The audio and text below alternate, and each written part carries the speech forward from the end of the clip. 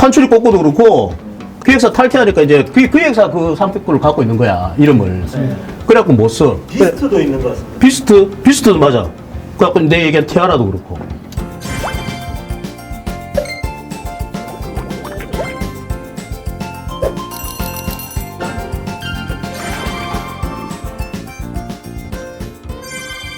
네, 김지환 변리사님, 안녕하세요. 네, 안녕하십니까. 네, 반갑습니다. 네, 개그맨 김원효 씨하고 그다음 가수 솔비 씨의 어떤 상표권 등록 뉴스에 관해서는 많이들 알고 계실 겁니다.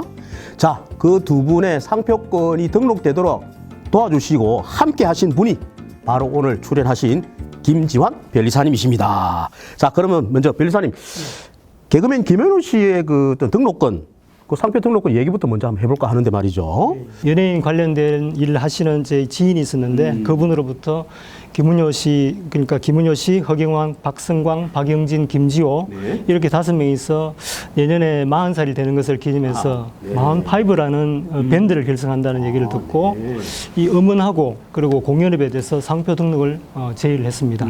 먼저 결성된 그 셀럽파이브라고 있는데요. 이분들이 그 여성 개그맨들. 예, 맞습니다. 예. 이분들이 상표 출원이 된 상태였습니다. 먼저 출원이 된 상태였습니다. 그 여성 개그맨들이 결성한 셀럽파이브는 어때? 상표 등록은 된 상태입니까? 등록은 지금은 됐는데 예, 김은효 씨의 그 마흔파이브 41류 이 공연업 이 등록보다는 등록이 늦었습니다. 늦게 된. 출원은 빨리 했지만 등록이 늦게 그렇죠. 된. 야, 그러면은 마흔파이브는 출원은 늦었지만은 등록은 빨랐다. 맞습니다. 오늘의 주제가 거기에 좀 담겨 있는 것 같은데 말이죠. 이렇게 단시간에 성공적으로 상표 등록 절차를 마칠 수 있었던 변리사님만의 어떤 특별한 비결이 있을 것 같은데 상표 등록 속전속결 비법 한번 공개해 주시죠. 연예인의 상표는 노출이 커서 모방의 우려도 큽니다. 의뢰를 받고 검토하는 중에 연초에 김은효 씨가 MBC 복면가왕이라는 프로가 있습니다. 거기서 마흔파이브 결성 사실을 공개를 해버렸습니다. 그래서 급히 제가 출연하고 빨리 권리를 확보할 필요해서 공연업에 대해서는 우선 심사 제도라는 걸 이용했습니다. 일반 심사를 하면은 빨라도 한 10개월 이상 걸려야 등록이 되지만 우선 심사는 한 4, 5개월 만에 등록이 가능합니다. 출원인이 사용하거나 사용 준비 중인 경우 이런 사유가 있으면 그 대상이 됩니다. 그러니까 사용 중이니까 소유자가 헷갈리는 것을 좀 미리 막고 사용하는 상표 주도 보호를 받자는 취지입니다. 공중파의 인기 프로그램에서 그 밴드 결성 사실을 알렸기 때문에 사용 준비 중인 것이 확실하게 증명이 되는 겁니다. 글쎄, 증명이 되니까 우선 심사가 진행이 되었습니다. 그래서 근데 이 경우에 비용이 추가가 됩니다. 비용이 추가되기 때문에 출연인한테 제가 말씀드릴 때는 이 점을 알리고 일반 심사를 받을지 아니면 좀 빨리 우선 심사를 통해서 권리를 빨리 획득할지를 알립니다. 선택해야 합니다. 네, 결국은 우선 심사 제도를 이용했다. 그게 비결이 되겠군요. 그렇군. 자, 그렇다면은 그 우선 심사했을 때 상표 같은 경우는 우선 심사료가 어떻게 됩니까? 특허청에 내는 그 관람료가 16만 원이 됩니다. 16만 원이요. 그 외에 뭐 사무실 수수료 같은 거 있긴 합니다. 자, 그리고 그 아까 마흔파이브 최근에는 이제 또 여성 트롯 가수 그 홍진영 씨가 또 프로듀싱한 또 40살이라는 또 신곡을 내고 지금 활동 중인데 대박을 나기를 기대해 봅니다. 제가 이렇게 또 홍보까지 했으니까 아무래도 마흔파이브 중에 또 한두 분은 또 저희 방송에 출연하지 않을까 하는 또 기대를 해 봅니다. 자, 그러면 이번에는 솔비 씨와 또 관련된 또 상표 이야기를 또 해 보겠는데요. 로마 공주로 또 솔비 씨는 또 상표 등록을 또 마쳤다고 하는데 이런 별명도 상표 등록이 가능한가요? 어떻습니까? 이 별명에는 보면은 그 매스컴을 통해서 많이 알려져 있는데요.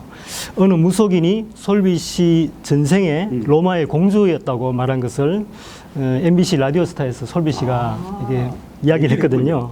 그 이후에 솔비 씨가 엄청난 인기를 끌게 되었습니다. 태생적으로 상표는 이제 모방을 전제로 하고 있습니다. 그 애플이란 그 같은 경우에 애플은 사과 이름이지 않습니까?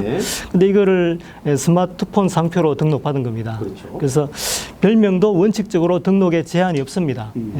다만 상표법은 인격권 보호 규정을 둬가지고 타인의 저명한 예명 등을 등록받을 수 없게 하고 있습니다. 별명이 규정에 빠져 있지만 인격권 보호라는 입법 취지상 마찬가지로 취급되어야 한다 생각합니다. 자, 연예인의 별명은 본인이 직접 뭐 장명하는 것보다는 주위에서 이래 장명을 해주는 경우가 많단 말입니다.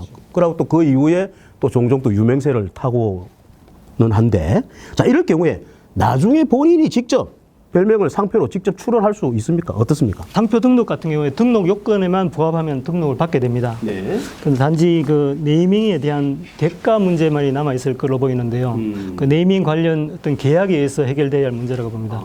유명해졌다면 연예인은 뭐 더욱 등록받을 필요성이 커지고 그 네이밍한 사람에 대한 보상이 또 남아 있죠. 그래서 근데 이걸 좀 해결하기 위해서는 제 생각에는 뭐 사견이지만 그 공동 출원하는 것, 예, 그것도 좋은 방법이라고 봅니다. 공동 출원하면은 공유가 된다면은 네. 각자 자유 실시가 가능하기 때문에 네. 사용이 가능하기 때문에 서로 좀 피해가 없지 않을까 그렇게 생각됩니다. 그렇군요. 자, 특히 최근에는 H.O.T 등 연예인들의 예명이나 거류명에 대한 상표권 분쟁들이 좀 허다해집니다. 자, 변리사님께서는 그 이유가 어디에 있다고 보시는지요? 제 사견으로는 소속사와 연예인의 어떤 관계에서 비롯된다고 봅니다. 네. 그러니까 미리 계약으로 상표권의 소유관계를 명확히 해두는 것도 좋겠지만은 현실적으로 이런 문제 때문에 가능성이 조금 희박한 편입니다. 어차피 갑을 관계라서 좀 예, 맞습니다. 갑을 관계입니다. 네. 예, 결국에 연예인이 적어도 상표권의 지분 정도라도 보유할 수 있게 하는 장치가 필요하다고 생각합니다. 네. 자, 그런데 그룹 신화의 경우는 조금 그 사례가 좀 다르다고 합니다. 제가 알고 있기로는 어떤 양자 간의 어떤 극적인 뭐 합의에 의해서 상표권 분쟁이 뭐 끝났다고 들었는데 말이죠. 신화 사건의 경우도 상표권하고 네. 승명권의 주체가 달라서 문제가 된 것으로 볼 수 있는데요. 네. 연예인 상표권의 경우에 엄청난 경제적 이익이 결부되어 있습니다. 그래서 어느 한쪽이 양보하기가 쉽지 않습니다. 송사 3년에 기둥뿌리 뽑힌다 그런 말이 있죠. 그렇습니다.